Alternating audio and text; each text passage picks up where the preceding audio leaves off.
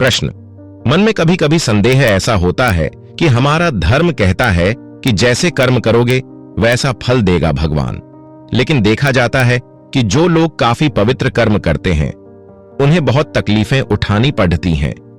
इसके विपरीत जो आचरण करते हैं बहुत सुख में जीवन व्यतीत करते हैं, उनका मरण भी बहुत सुख में हो जाता है और कभी कभी अच्छे व्यक्ति का मरण भी दुखी हो जाता है।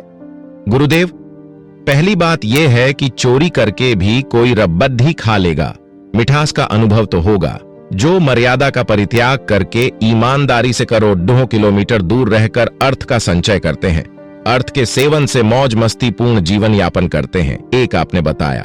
दूसरा, वो जो धर्म के मार्ग पर चलते हैं, धन भी उनको आजकल कम से कम सुलभ पाता है, रोटी नमक तक सीमित रहते हैं। धन की कमी के कारण समाज भी उनको उपेक्षित दृष्टि से प्रायः देखता है। ये सब आपने कहा। कभी कभी धर्मात्मा भी कोई विकृत रोग की चपेट में आकर देह त्याग कर देते हैं। कभी कभी जो जीवन भर अनाप शनाप काम करते हैं, हंसी खुशी में देह त्याग कर देते हैं। ये सब तो आपने पूछा, थोड़ा विचार कीजिए। दुर्योधन का जीवन मौज मस्ती पूर्ण था या युधिष्ठिर जी का? बाहर से तो आपको यही लगेगा कि दुर्योधन का जीवन मौज मस्ती पूर्ण था। युधिष्ठिर जी का जीवन यह ताप, यह वेदना, यह कष्ट। लेकिन इतिहास किसका उज्जवल हुआ? युधिष्ठिर जी का। भगवान तो भगवान ही हैं। लीला पूर्वक रावण का जीवन मौज मस्ती पूर्ण था या राम जी का जीवन? वनवास भी झेलना पड़ा, पत्नी से वियोग भी हुआ। हमने यह बताया कि आखिर धर्म के मार्ग पर चलने पर धर्म का असली फल क्या है, इस पर विचार कीजिए। तुलसीदास जी ने ब्रह्मसूत्र शंकर भाष्य के भावों को गिने चुने शब्दों में एक जगह व्यक्त किया, धर्म ते वीरति।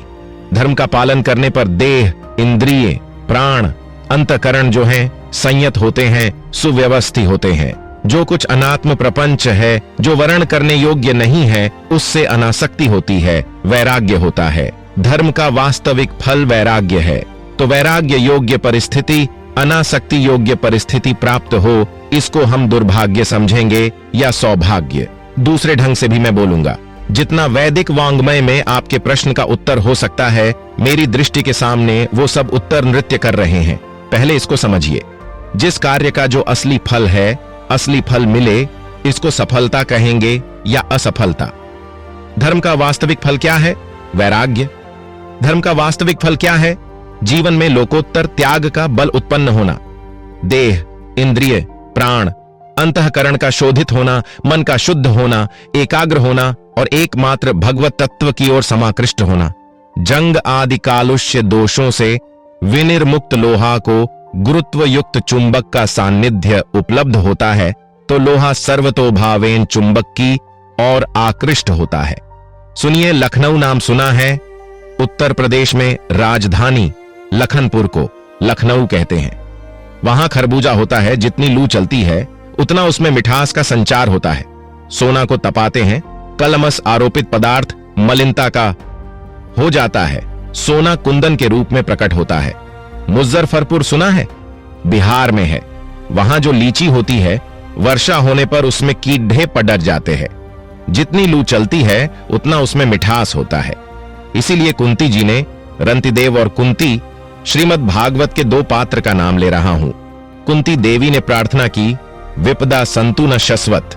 भगवान श्री कृष्ण सामने, हमारे सामने तो श्री कृष्ण नहीं नृत्य कर रहे हैं, श्री कृष्ण की तो बुआ लगती थी। हे प्रभु, हे जगत गुरु, मोर्चे पर पग पग पर मुझे विपत्ति विपत्ति विपत्ति का वरदान चाहिए। अब प्रश्न उठता है, विपत्ति का वरदान कौन चाहेगा? कुंती ने चाहा।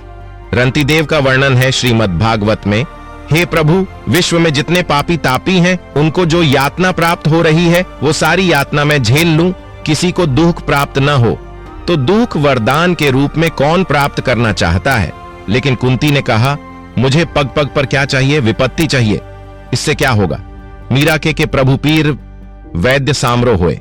ऐसी पीड़ा, ऐसी वेदना, ऐसा कष्ट जो आपके अलावा कोई हर ही न सके, तो प्रतिक्षण आपका स्मरण होगा। देह, इंद्रिय, प्राण, अंतकरण में अनुपम लोकोत्तर त्याग का बल, जो भी कलुषित भाव हैं, उनका क्षालन धर्म का वास्तविक फल है।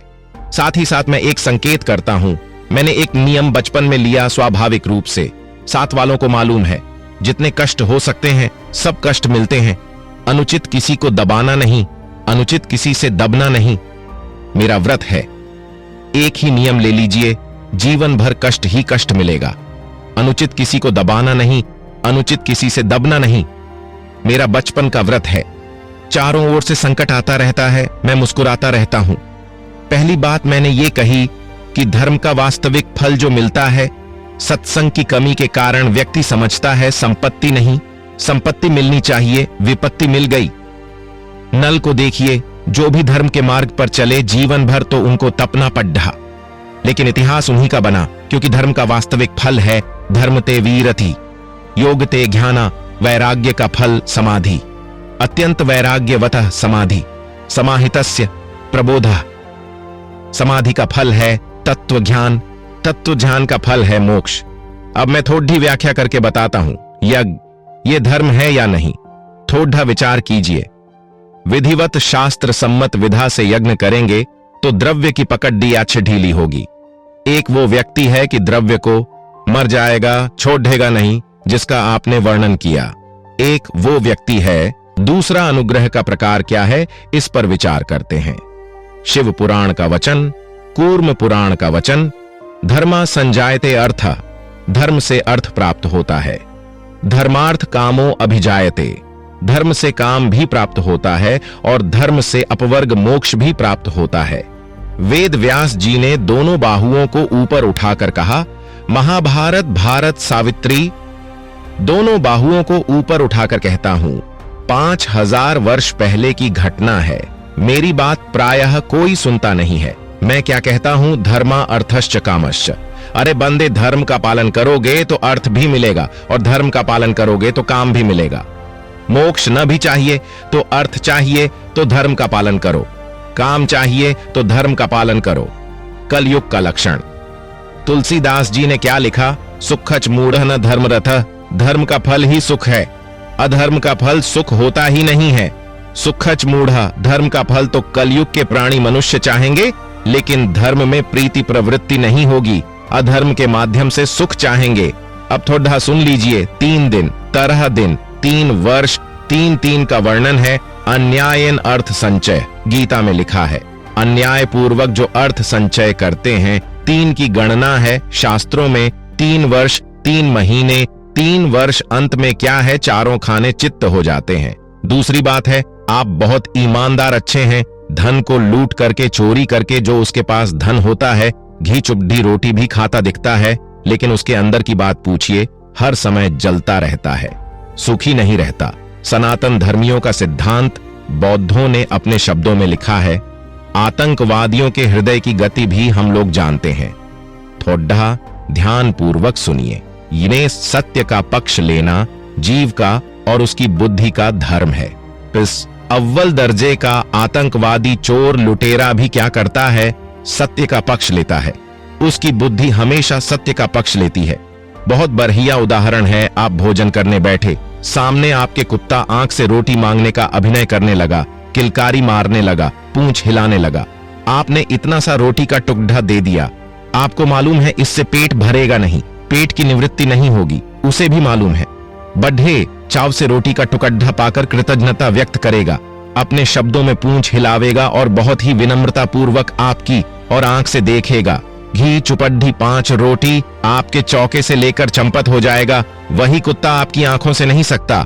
उसका हृदय कहता है कि 5 रोटियां घी चुपड्ढी हैं, पेट तो भर जाएगा, लेकिन चोरी की हुई है। इसलिए जो धनाढ़ होते हैं, दूसरों को लूट लूट कर उनका मन स्वयं उनको कोसता है। अपनी दृष्टि में वो गिरे हुए होते हैं। और एक बहुत विचित्र बात है, वो मनोविज्ञान के भी बड़ढ़े कच्चे होते हैं। आत्मनः प्रतिकुलानि, जैसा व्यवहार हम दूसरों से अपने प्रति चाहते हैं, हमारे बुद्धि की बलिहारी है कि हम दूसरों के प्रति व्यवहार करें। 1 नंबर का हिंसक भी दूसरों से अपने प्रति अहिंसा की भावना रखता है। मेरी या मेरे बहू बेटे को कोई हत्या न कर दे। 1 नंबर का झूठ बोलने वाला भी दूसरों से सत्य भाषण की अपेक्षा रखता है। कोई झूठ बोल करके मुझे चकमे में डाल न दे। 1 नंबर का चोर, जिसका नाम आपने लिया, वर्णन किया, दूसरों से अचोरी की भावना रखता है। कोई चुराई हुई संपत्ति को या धरोहर को कोई चुरा के न ले जाए। 1 नंबर का व्यभिचारी भी दूसरों से व्यभिचार की भावना नहीं रखता। हमारी बहू बेटी हमारे शील का अपहरण न कर दे। 1 नंबर का लुटेरा भी यही भावना रखता है कि हमारी लूटी हुई सामग्री को कोई लूट न ले जाए। इसलिए भगवान श्री कृष्ण का गीता के 6ठे अध्याय में वचन है। आगे क्या लिखा है? जैसा व्यवहार हम दूसरों से अपने प्रति चाहते हैं, वैसा व्यवहार हम काम, क्रोध, लोभ अनियंत्रित होने के कारण। गीता के 16वें अध्याय का भागवत के 11 स्कंध का अध्ययन कीजिए। नरक के द्वार 3 हैं: अनियंत्रित काम, अनियंत्रित क्रोध, अनियंत्रित लोभ। आपको संभवतः मालूम न होगा, रिटायर होने के बाद आईएएस अफसर ज्यादातर जेल में हैं। पद का दुरुपयोग करके खूब धनाढ़ तो हो गए, अब वो जेल में हैं। बिहार के पूर्व मुख्यमंत्रियों की सबकी दशा देखिए, गुलछर्रे उड्डा रहे हैं क्या जेल में। क्या दुर्दशा है। इसलिए हमने संकेत किया, अपनी दृष्टि में वो गिरे होते हैं। अनियंत्रित काम, क्रोध, लोभ मानवता के लिए अभिशाप है। ऐसी स्थिति में थोड़े समय तक बाहर से वो सुखी दिखाई देते हैं, अंदर से बिल्कुल खोखला होते हैं, क्योंकि अनियंत्रित काम व्यक्ति को स्वयं जलाता है, अनियंत्रित क्रोध भी जलाता है, अनियंत्रित लोभ भी जलाता है। वो सुख और शांति नहीं प्राप्त करते। जिनको हम समझते हैं कि बड़े सुखी हैं, उनसे पूछिए, वो सुख शांति प्राप्त नहीं करते। लेकिन गरीबी का जीवन व्यतीत करके भी जिसके धन में किसी की हाय नहीं है, वो रोटी नमक से पाएगा तो भी उसको संतोष रहेगा। और दूसरी बात है, पापी पे परमात्मा रिझेंगे नहीं। और एक और बात है, न्यायपूर्वक जो धन संचय करेगा, नरक में आप क्यों जाएंगे? नरक में जो कराने वाले प्राणी हैं कौन हैं? यहीं पर दूसरों को लूटने वाले और जघन्य अपराध करने वाला तो यहीं दंड प्राप्त कर लेता है। अब मुशर्रफ जी क्या सोचते होंगे, उनसे पूछिए। इसलिए हमको लगता है तात्कालिक, मैंने कहा ना, किसी के हाथ से रोटी छीन के खा लेंगे, पेट भी भरेगा, तात्कालिक लाभ होगा, भूखे रहेगा, लेकिन वो रोटी जो है सुखपूर्वक, चयन पूर्वक रहने दे संभव नहीं। इसलिए सन्मार्ग पर चलने पे पहला फल तो क्या होता है? भगवत प्राप्ति के अनुकूल वेग और बल प्राप्त होता है। दूसरा ये है, ये भ्रम। बहुत बढ़िया, युधिष्ठिर जी ने बहुत विह्वल होकर कह दिया। महाभारत भीष्म पर्व, पितामह, क्या धर्म का फल दुख होता है? हमको जीवन भर विपत्ति के पापण बेल रहे हैं, दुख ही दुख है। भीष्म जी ताव में नहीं आते थे, ताव में आ गए। उन्होंने कहा, सुनो, काल में भी वो क्षमता नहीं है कि धर्म का फल दुख दे दे।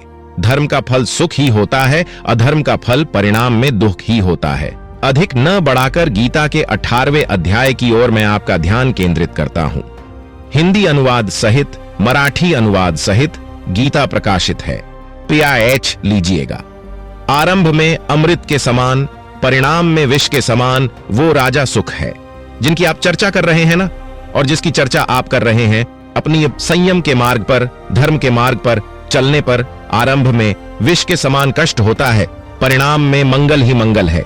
अगर अमृतोपवन जिनकी चर्चा की आपने, आरंभ में मौज मस्ती पूर्ण जीवन, परिणाम में विषमिव लौकिक उत्कर्ष भी उनका नहीं होता। सब धन जमा किया हुआ सब हड्डप लिया जाता है, और न्यायपूर्वक जो धन होता है, आग में वो क्षमता नहीं कि उसको जला दे, चोर में क्षमता नहीं कि उसकी चोरी कर ले। इसलिए आपने जो कहा उसका उत्तर गीता के 18वें अध्याय में है। अगर अमृतोपवन खुजली जो है आरंभ में सुख देती है, बाद में रुलाती है। विद्याध्ययन, संयम, ब्रह्मचर्य का बल, सत्यनिष्ठा आरंभ में दुहक देती है, परिणाम में सुख देती है। इसलिए आरंभ में जिनको अमृत के समान सुख मिल रहा है, आप समझते हैं, आगे कल्पना कीजिए कि पूरा जीवन नहीं, 1,000 नहीं, 10,000 वर्षों तक नरक की भट्ठी में उनको झुकना है। एक चुटकुला सुनाते हैं, बढ़िया है। एक सिद्ध महात्मा थे, बोलते बहुत कम थे, नाम बहुतों ने सुना था। पुरानी बात है, आकृति से परिचित नहीं थे। वो एक जगह उनके साथ उनका एक शिष्य था। राजपुत्र जा रहा था। राजकुमार, ये कौन बैठे हैं? अमुक महात्मा। अरे, हमने तो नाम सुना है, हम भी प्रणाम कर लें। वो राजकुमार प्रणाम करने आया। महात्मा बहुत कम बोलते थे। राजपुत्र चिरंजीव मुंह से निकला, ए राजपुत्र, चिरंजीव हो जाइयो, दीर्घ समय तक जीवित रहो। उनका जो शिष्य था महात्मा जी का, वो गुरु जी के भाव को जानता था, तो उसने संकेत किया। राजकुमार बहुत प्रसन्न हो गया, चिरंजीव का वरदान दे दिया। उसके बाद आर्षि कुमार समझ गए, जिसका आपने वर्णन किया, भिक्षा मिली नहीं मिली, तपस्या के द्वारा शरीर भी, उसने सोचा वो सिद्ध महात्मा है, मैं भी प्रणाम कर लूं। प्रणाम करने आए। महात्मा ने क्या कह दिया मालूम है? माजी वर्षपुत्रक, अरे ओ आर्षि कुमार मत जी। सोचा देखो जीवन भर तप करने में लगाया, अब तक प्रणाम भी किया, बदले में क्या श्राप दे दिया माजीव, मत जी। शिष्य ने कहा बैठ जा, रहस्य मैं बताऊंगा, महाराज जो हैं बहुत कम बोलते हैं। एक साधु संत जा रहे थे, उन्होंने सोचा महात्मा का नाम तो सुना था, यही है, मैं भी प्रणाम कर लूं। महात्मा के मुंह से क्या निकला? जीववा मरवा साधो। अरे साधु, जी या मर? शिष्य ने कहा बैठ जाइयो। एक बहेलिया जा रहा था अपने बल्लम ले, मृग मयूर आदि को मारता है, कभी कोई मनुष्य को भी भेद देता था। उसने सोचा जीवन भर पाप करते तो हो गया सिद्ध महात्मा। राजपुत्र चिरंजीव माजीव आर्षपुत्र ख, जीव वामरवा साधो व्याधमा जीव मारह। अरे ओ व्याध, मत जी मत मर। बड्ढा उठपटांग कहा माजीव मारा, न जी न मर। चेलवा ने कहा बैठ जाओ, अब व्याख्या मैं करूंगा। राजपुत्र चिरंजीव का अर्थ क्या हुआ? आजकल राजपुत्र का अर्थ नेता का बेटा समझ लो। ए लाडले लाल, राजकुमार के बेटे, खूब पिता के नाम पर तस्करी करके, लूट करके, जेल में सज्जनों को बंद करके मौज मस्ती पूर्ण जीवन यापन कर रहे हो। पिता के नाम पर लाइसेंस बिना भी जाते हो, कोई पुलिस वाले रोकें तो पिटाई कर देते हो, गाली दे देते हो। तो कहा राजपुत्र चिरंजीव। शिष्य ने कहा जब तक जीवित है तभी तक खैरियत है, मरने के बाद तुम्हारे लिए नर्क की भट्टी तैयार है। तो जो प्रसन्न हो रहा था राजपुत्र, वो तो मुरझा गया। गौरी संप्रदाय के विद्वान लेखों ने एक श्लोक लिखा है, श्रीमद् भागवत के 11वें स्कंद की व्याख्या, राजपुत्र चिरंजीव मां जीवार्षिपुत्रक। वो समझा कि श्राप है, मत जी, बाहर से लगा कि श्राप दे रहे हैं। शिष्य ने कहा इसका अर्थ क्या है? मालूम है, तुमने तपस्या करके इनके समान बोटी बोटी गला दी है, बड्ढे दुबले पतले हो।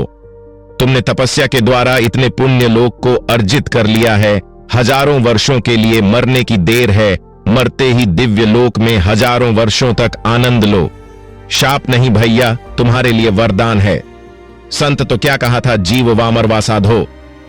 तुलसीदास जी ने क्या कहा मालूम है? प्रारब्ध ने न्योतो दियो, भेज ले श्री रघुबीर। कुल कुटुंब के सहित आपको किसी के यहां निमंत्रण हो तो उस दिन घर में चूल्हा नहीं जलाएंगे। तुलसीदास जी ने कहा कि प्रारब्ध ने मुझे न्योता दे रखा है, रोज ही निमंत्रण है। भिक्षा मांग के पाते हो, न संग्रह है न परिग्रह, खूब माला जपते हो, किसी का अहित नहीं। जीव वामर वा साधो माने यहां भी मौज है, वहां भी मौज है। यहां कोई संग्रह परिग्रह नहीं, किसी से राग नहीं, किसी से द्वेष नहीं। यहां भी तुम्हारे लिए मौज है, मरने के बाद भी मौज है। और व्याध से क्या कहा? उसको मार चुका हूं, उसको मारूंगा, उसके घर बर्बाद कर दूंगा, लूटूंगा। यहां भी तुम्हारा हृदय जलता है, क्रोधाग्नि के द्वारा, ईर्ष्या के द्वारा, मरोगे तो नर्क की भट्ठी है। यहां भी अमंगल है, वहां भी अमंगल। बहुत बढ़िया स्वामी अखंडानंद स्वामी जी ने एक बार बताया, आग जानते हैं तीली के मुख को खाती हुई प्रकट होगी या नहीं? अगर खरपतवार से रहित, ईंधन से रहित या सरोवर में जलती हुई तीली को फेंक देंगे, वहां तो कारगर नहीं होगी। आश्रय पर कारगर हो गई, आश्रय को अभिव्यंजक संस्थान को जलती हुई ही आग पैदा होती है। विषय पर कारगर होती है, कभी नहीं भी होती है। ऐसे जो क्रोध है वो मीठा विष नहीं है, कड़वा विष है। काम और लोभ कौन से विष है मालूम है? मीठा विष। क्रोध जो है कड़वा विष। जिस आश्रय में क्रोध रहता है उसको जलाता है। क्रोधी व्यक्ति किसी को गाली दे दे, गाली सुनने वाला क्षमाशील हो, उस पे कोई प्रभाव नहीं पड़ेगा। तो हमने स्पष्ट करके बहुत व्याख्या करके बताया। आपके लिए यहां भी मंगलमय है। अभी जो कष्ट भोग रहे हैं, बहुत बढ़िया एक ब्राह्मण ने हमसे कहा, महाराज मैं तो संतोष कर लूं, घर की आधुनिक बेटियां, बहुएं, बेटे, उनको टेलीविजन चाहिए, मोबाइल चाहिए, उनको कैसे मुंह बंद करूं? मैं तो रोटी नमक से गुजर कर लूं, लेकिन घर के व्यक्ति सब तो सत्संगी नहीं है। तो सन्मार्ग पर चलने वाले जो हैं, कष्ट तो पाते हैं, लेकिन आगे मंगल ही मंगल है। बहुत विस्तार पूर्वक हमने उत्तर दिया, क्योंकि आजकल प्रायः इसी ढंग के सज्जन कष्ट पाते हैं। साभार जगत गुरु आदि शंकराचार्य श्री निश्चलानंद जी सरस्वती महाराज